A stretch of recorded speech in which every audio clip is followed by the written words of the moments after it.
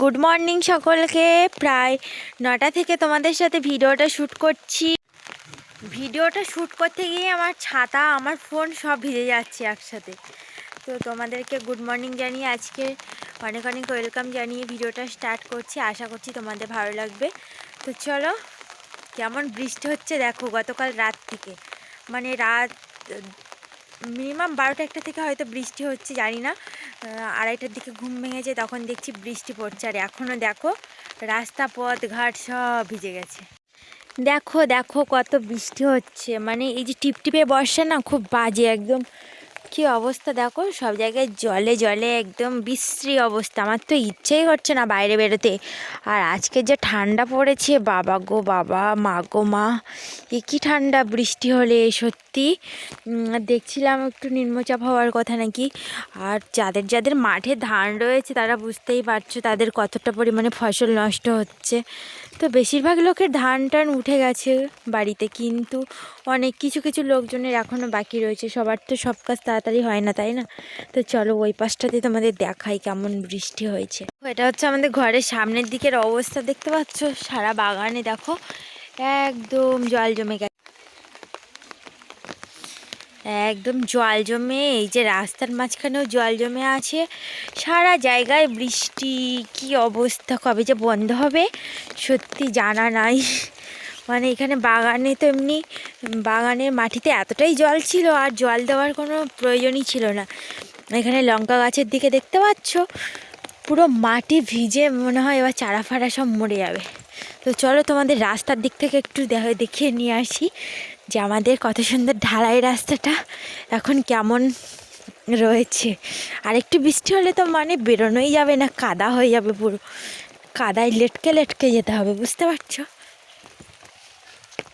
এই দেখো, এই দেখো কি অবস্থা দেখছো, শুধু দেখতে থাকো দেখতে থাকো, সব কাদা কাদা হয়ে গেছে। একদমই বিরক্তকর লাগছিল বন্ধুরা, কারণ কালকে রাত থেকে তো বৃষ্টি হচ্ছিল। আর তারপরে এই সকালে একটু ব্রেকফাস্ট করেছিলাম, দুপুরেও একটু চিংড়ি মাছের তরকারি দিয়ে ভাত খেয়ে আর ঘুমিয়েছিলাম। জানো তো প্রচণ্ড বৃষ্টি হচ্ছে, তো ভাবলাম এটাই সুযোগ, এই ওয়েদারে একটু ঘুমিয়ে নিই। আর ঘুম থেকে উঠে একটু ঝাল সুজি বানাচ্ছি। দেখো বরবটি দিয়েছি, বিনস দিয়েছি, ঘি দিয়ে ভাজছি আজকে, আলু আর সুজি, ঠিক আছে, এই কটা সরঞ্জাম রয়েছে। তো চলো জলদি করে ভেজে নিই। সর্ষে দিই না, কারণ সর্ষে দিলে আমার মেয়ে একদমই খেতে চায় না। ও এমনিতেই জিরে দিলে তরকারিতে, তাই সেগুলো বেছে বেছে ফেলে দেয়। তা বাদেও খুব গালাগালি করে, মানে খুব রাগ করে আর কি। ওইটুকু পুচকি মেয়েটা রাগ দেখায়, বলে জিরে দিলে আমি তরকারি খাই না, এইসব বলে। আর তাহলে সর্ষে দিলে কি হবে ভাবো, কিন্তু সর্ষে দিলে ঝাল সুজির টেস্টটা একদম দারুণ লাগে, আমার তো সুন্দর লাগে। আর কারি পাতাতে এদিকে খুব কম পাওয়া যায়, এদিকে নেই আমাদের বাড়িতে এমনিতে। আর সেই কারণে ঝাল সুজিটা ঠিক এইভাবে বানিয়ে নিয়েছি। তো চলো, এই দেখো বাইরে এখনও বৃষ্টি হচ্ছে। দুপুরে প্রায় চান না করারই মতো এরকম একটা অবস্থা হয়েছিল। আর মেয়েকেও স্নান করাইনি আজকে, আমি একটু নমনম চান করে চলে এসেছি ঘরে। আর এইখানে কত সুন্দর করে বৃষ্টি হচ্ছে দেখো, আমাদের রাস্তার অবস্থা খুব সিরিয়াস। তারপর দেখো ঝাল সুজি আমার রেডি। আর ঝাল সুজির সাথে লেবু দিলে আমার কিন্তু একটু বেশি টেস্ট লাগে, একটু টক টক। লেবু খেয়ে খেয়ে এমন একটা মানে অভ্যাস তৈরি করে ফেলেছি, প্রতিটা তরকারিতে আমার লেবু লাগে, শুধু তেতো বাদে, ঠিক আছে। তেতো আর তেঁতুলের টকের তরকারি ছাড়া আমার এমনি যে মানে কোনো সবজি তরকারি হোক, শাক ভাজা হোক, যেখানেই দেবে লেবু আমি অ্যাড করে খেয়ে নেব। আর দারুণ টেস্ট হয়েছে কিন্তু। তারপর সন্ধ্যাবেলা মাকে বললাম যে, মাকে এমনি দুপুরেই বলেছিলাম, মা তুমি এখানে বুট আর মানে কিছু ছোলা ভিজিয়ে রাখো, মটরগুলো একটু মানে ভালো করে ভিজে গেলে আমি সেদ্ধ করে নেব, নিয়ে আমি একটু ঘুগনি তরকারি বানাবো। আর রুটিটা মা এখন তৈরি করে দিয়েছে, বলছে সেই তো ঘুগনি হচ্ছে, তাহলে বাড়িতে তো আটা রয়েছে। আর ময়দা খাওয়া খুব কম করে দিয়েছি, মানে খুব কম খাই ময়দা, মানে সে বলা বাহুল্য, কারণ ময়দার জন্য ফ্যাটি লিভারটা একটু বেশি সমস্যা করে। সেই কারণের জন্য এই যে এখন রুটিগুলো করে নিচ্ছি। আগে কড়াইতে করে এখানে রুটিগুলো আগে সেঁকে নিচ্ছি, তারপরে জালতিতে করে সেগুলো ভালো করে ফুলিয়ে নিচ্ছি। তো চলো তোমরাও দেখতে থাকো, আশা করছি তোমাদের ভালো লাগবে। অবশ্যই আমার চ্যানেলটিকে সাবস্ক্রাইব করো কিন্তু।